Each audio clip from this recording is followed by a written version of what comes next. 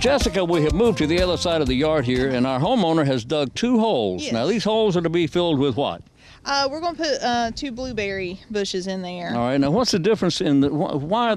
How wide do these holes need to be for this? This is a gallon bucket here. Well, these it's pretty much basics with any tree or shrub that you're looking at. A little bit wider and about twice as wide, and you want it only deep enough that that top is going to be at the ground surface or a little slightly above. So that gallon bucket is about 9 inches across, and so that means you need to be about 1.5 feet wide on your hole here. Right. And the same depth as the bucket is as deep. Yes, that's right. Yes. Because you don't want your plant to come above below. That's right. You don't want it to end up too deep. Yes. Okay. Now, what do we have here?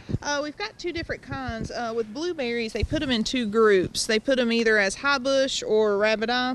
And rabbit eye are a little, for most times for homeowners that are just getting started, they're a little easier to deal with. They're more suited for different soils in eastern North Carolina. Your high bush does well in eastern North Carolina too. Doesn't do as well as the other regions in North Carolina because it likes sandier soil, so it's more suited for here. So it's 2 different types. Your high bush, you're looking at varieties like Legacy, Duke, O'Neill. And what about the rabbit eye? Okay, for rabbit eye, you're looking at varieties like Tiff Blue, Powder Blue. I think there's Premier, so there's several different varieties there. Okay. And some of it's just a preference, but like I said, if you're just getting started, and rabbit eye might be the easier one to go with, but a lot of people use different kinds. The end result on these, will these grow about the same height, width?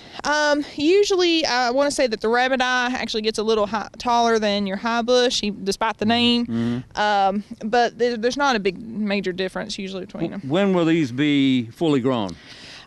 They're going to take a few years to get fully grown. The first 2 or 3 years, what you're looking at is just trying to get the roots developed.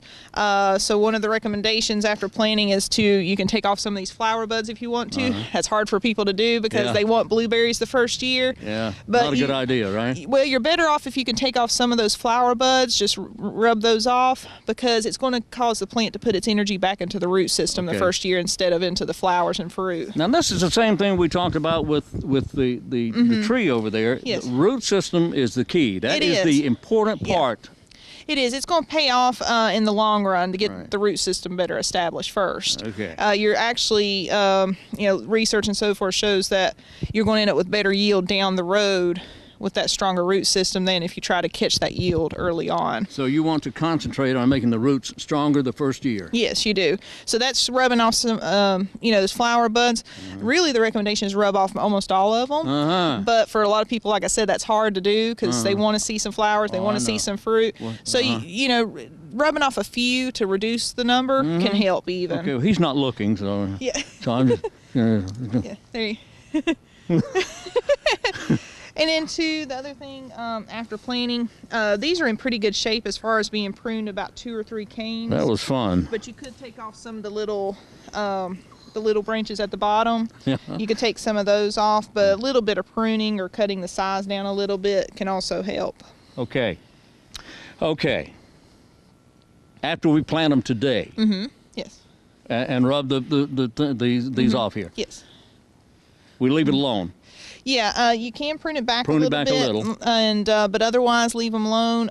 You don't want to put fertilizer in the hole with them; it'll burn the roots. Okay. You want to put the native soil back. You can mulch around them, and really, then you don't have much to worry about. We'll mention blueberries like acidic soils. Yeah. So if you're not sure about your soil pH, you might want to get a soil test before you plant them. They like a pH of 4 to 5, which is very low compared to other plants.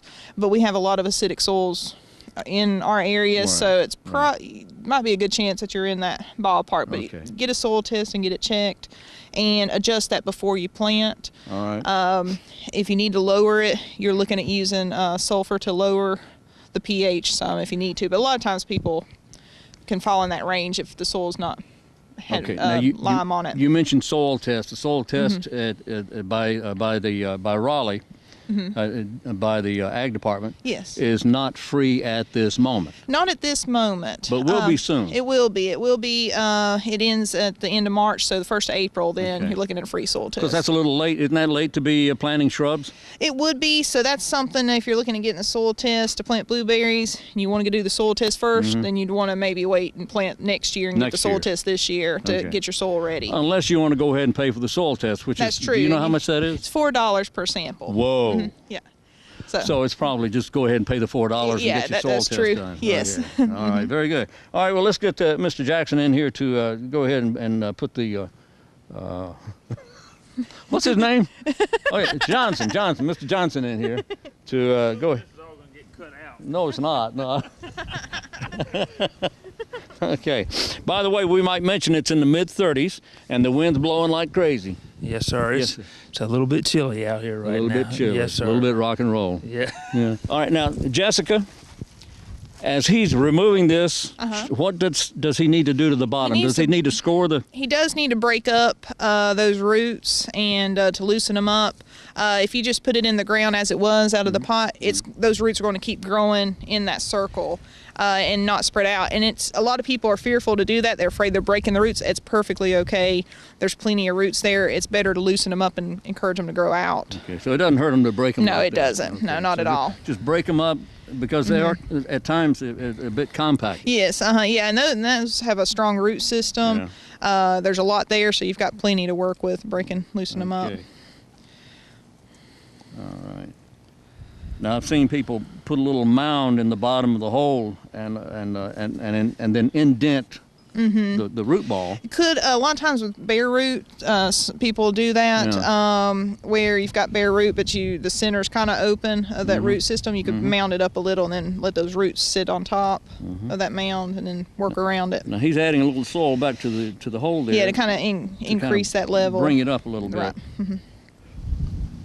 How much pressure should he be applying to around the... Should be applying some, just mostly get the air pockets out of it. Because you don't want to end up... And what will happen if those air pockets is you end up with holes there that eventually sink down. So. Okay. All right, that's a good height above the ground. Yeah, it is. Okay. Yeah.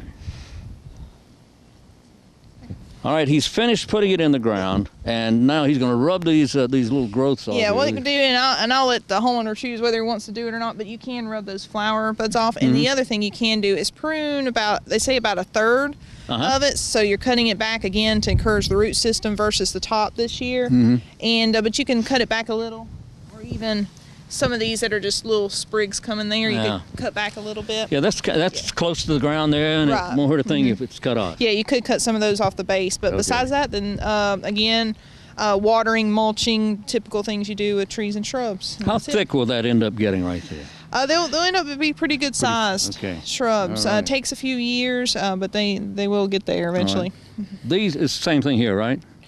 Yeah, I'm not sure about. Yeah, they are blueberries. And these were planted last year, so they're a year ahead. Okay, very good. Thank you. Yes.